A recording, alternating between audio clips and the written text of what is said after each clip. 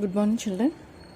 So, I want to discuss with some of the topics that will cover in your 2 marks questions. Very small words or terms you have to learn about this lesson. So, the first one, when we discuss, that is the fibrous roots from adventitious roots. What is this fibrous roots and adventitious roots? A bunch of roots originate from the base of the stem after degeneration of radicle. Example, monocots, that is fibrous roots. And coming to the adventitious roots, roots that originate from any part of the plant other than the radicle, that is from the base of the stem, are called adventitious roots. An example, monocots and some dicots.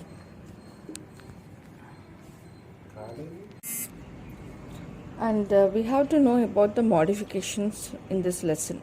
What is this modification? When there is some change in the plant organ to perform some special function, that means it will continue doing some function to the plants or trees.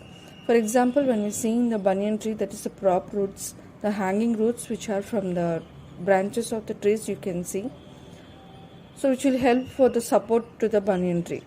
And in the mangrove plants, that is the respiratory roots which is able to pass the gases to the plants and to the soil. We have to know some of the specialized roots which are specially formed in the epiphytic plants. Okay, these roots are like velamen roots and clinging roots. So velamen roots which will help for the absorb moisture from the atmosphere, and clinging roots which fix the plant to the branches of the host. We should know the difference between the sucker of chrysanthemum and from the stolon of jasmine. The sucker of chrysanthemum, which will originate from the underground portion of the stem and which grows directly or horizontally beneath the soil and which grows towards the sky. And the stolon of the jasmine, which is in a slender aerial lateral branch which arises from the base of the stem axis and which grows aerially from above the soil, but it shows some bend downwards to touch the ground, producing the adventitious roots. Coming to the inflorescence part, the main term, that is the racemose and cymose inflorescence. What is this racemose inflorescence? Which is the peduncle grows indefinitely. That means there is no end for the growth of the peduncle, and the flowers are arranged in acropetal manner. An example we can see in the crotalaria. All the crotalaria plants, we can see the flowers are arranged in the acropetal manner. And coming to the cymose inflorescence, where the peduncle grows definitely and the flowers are arranged in the basipetal manner. Example, jasminium. What type of inflorescence is found in fig trees? So in the fig trees, the type of fluorescence which is formed is hypothedium, and the insect blastophaga visits the inflorescence of fig tree once in a while because to lay the eggs in the gall flowers. This insect blastophaga will visit the inflorescence of the fig tree. The other term is actinomorphic from zygomorphic flower. The actinomorphic flower that can be cut into 2 equal halves in any vertical plane passing through center. Example, China rose mustard. And coming to the zygomorphic flower, the flower that can be cut into 2 equal halves in only one vertical plane.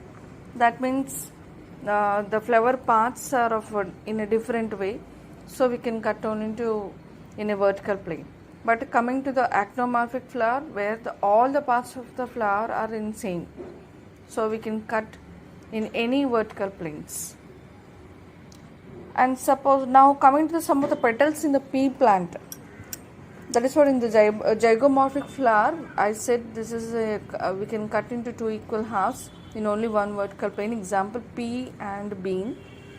Now how are these petals arranged in pea plants, and what is such type of arrangement called? In the flower of pea plant there are 5 unequal petals. The largest stranded petal and vexillum overlaps the 2 lateral wing petals. Okay, the wing petals in turn overlap 2 smallest anterior keel petals So this type of arrangement of the petals or corolla is called papilionaceous petals or corolla and vexillary aestivation. Now what is this epipetalous condition? When the stamens are attached to the petals, it is called epipetalous, means over the petals when the stamens are present or when it is attached. Example, datura. And coming to the ovary part, the other term we can see in ovary is apocarpus and syncarpus. The apocarpus, in which the carpels of gynoecium present on the thalamus are free. Example, lotus. And coming to the syncarpus, in which the gynoecium present on the thalamus are fused.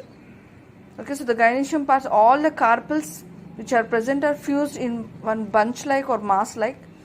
Coming to the apocarpus, all the carpels are free, so individually they grow.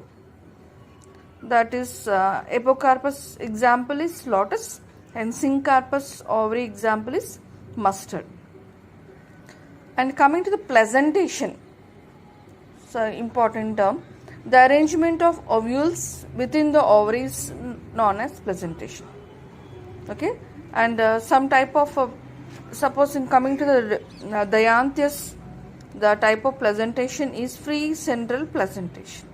So these are the some terms we will see in this morphology of flowering plants and important for your 2 marks questions. Thank you.